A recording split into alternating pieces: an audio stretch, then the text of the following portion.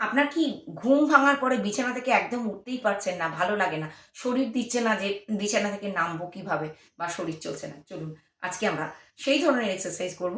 বিছানাতে বসেই আপনার কিছু এক্সারসাইজ করার পরেই দেখবেন আপনার বিছানা থেকে নামতে ইচ্ছে করছে বা আপনার শরীর ভালো লাগছে। তো প্রথমে আমরা করছি কি, এরকম দেখুন বালিশটা আপনি যেখানে হয়তো শুয়েছিলেন সেখানে বালিশটা এরকমভাবে আরেকটু উঠিয়ে দিন, এরকমভাবে পিঠটা দিন।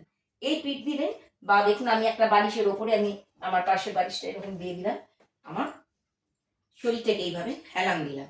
আপনি এইভাবে শোয়ার পরে চেষ্টা করুন একটা পাকে এরকম তুলুন। এই বিছানায় বসে বসে এরকম ভাবে একটু একটু তুললেন, পাটাকে আমি এরকম তুললাম, দুটো পা একটু এরকম ভাবে ভাঁজ করে নিন। এই ভাঁজ করে শুধু পা দুটোকে এরকম ভাবে নড়ান, একদম ইজি। বিছানাতেই শুয়েছেন, আপাতত কোনো কষ্ট নেই। এইটুকু শুধু এইভাবে নড়ালেন। এই নড়ানোর ফলে কি হচ্ছে, আমার দেখুন হিপ জয়েন্টের ফ্লেক্সিবিলিটিটা আসছে, ব্লাড সার্কুলেশন হচ্ছে। এবার দুটো পা এরকম করে দেওয়ার পরে চেষ্টা করুন আপনার একটা পায়ের উপর এরকম ভাবে একটা পা তুলে দিন। আমি সাইডে করে দেখাচ্ছি, দেখুন একটা পায়ের উপর এরকম পাটা তুলে দিলেন। কোনো কষ্ট নেই, আপনার সারা শরীরে একদম পিঠে হেলান দিয়ে বসে আছেন। ঠিক উল্টো পা এরকম করলেন। এরপরে দেখুন যদি এটাও না পারেন তাহলে আপনি কি করবেন, পায়ের তলায় বালিশ দিন, এরকম ভাবে বালিশ দিন। এইভাবে বালিশ দিয়ে উঠে বসুন। উঠে বসার পরে দেখুন একটা পা, দুটো হাত এরকম দিলেন, একটা পা এরকম নড়াচ্ছেন।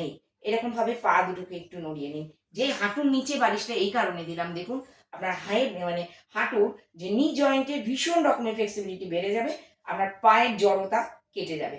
দুটো হাঁটুর নিচে বালিশটা দিয়ে পা দুটো এইভাবে নড়ান। এটা নড়ালে ভীষণ আরাম পাবেন, ভীষণ আরাম। আপনার মনেই হবে না যে আপনি শুয়ে উঠলেন, ক্লান্তি, পায়ে ব্যথা, আর নামতে পারছি না।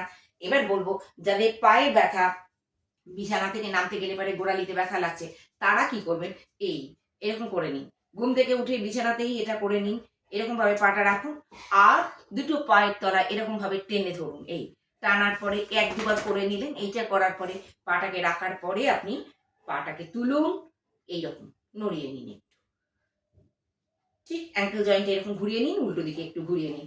দুটো পায়ে এইভাবে রেখে বিছানাতে বসেই আপনি এটা যদি করে নিতে পারেন, আপনার ভীষণ উপকারে লাগবে, আরাম লাগবে। আপনি পাটাকে মানে মনে হবে না যে আপনার কোনো রকমের সমস্যা রয়েছে, আপনি নামতে পারবেন না। এরপরে যেটা করব, পুরো দুটো হাত এরকম রাখুন, ধীরে ধীরে আপনার বালিশ পিছনে রয়েছে, এখানে রয়েছে, এইখানে পা টান করে রাখলেন, হাত দুটো দিয়ে ধীরে ধীরে এরকম করে এই বালিশে হেলান দিলেন, আবার ধীরে ধীরে উঠলেন, উঠে একটু নামিয়ে নিন। এই আবার ধীরে ধীরে দেখুন আপনার পায়ের নিচে বালিশ আছে, তাতে আপনার অসুবিধা হচ্ছে না, বেশি ঝুঁকতে হচ্ছে না। আপনার পিঠে বালিশ আছে, আপনাকে বেশি নিচে ঝুঁকে শুতে হচ্ছে না। কিন্তু আপনার কোমরের আরাম হচ্ছে। এরকম ভাবে নামবো, আবার এইভাবে উঠে যাব। এইরকম করার পরে দেখুন দুটো পা একদম এইদিকে দিয়ে দিন। এবার আপনি এরকম তুলুন, একটু একটু নামুন। এই নামুন, আবার এইভাবে শুয়ে পড়ুন, আবার এরকম ভাবে নামুন।